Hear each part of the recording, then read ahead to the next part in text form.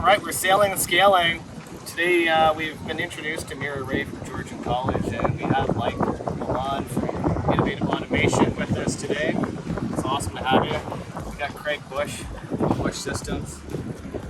We got Gerome Horowitz from Tech.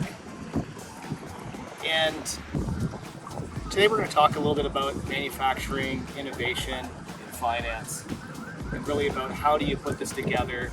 And today we got three really great employers and founders of awesome companies here in the Simcoe County area, and we're going to talk to them about how they're scaling internally and how they keep an innovative way of thinking all the way through that. And I've been asked before, why do we call it sailing and scaling?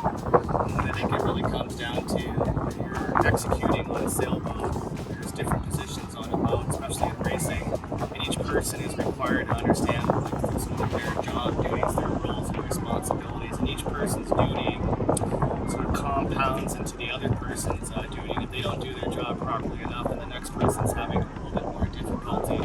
And like in our office, in our policies and our procedures and our playbooks that we're building to help scale our business, we also have to do that internally in our businesses, because we can't just hire someone and sort of expect that they're going to kind of do it in our way or within our framework of how the people have been doing it.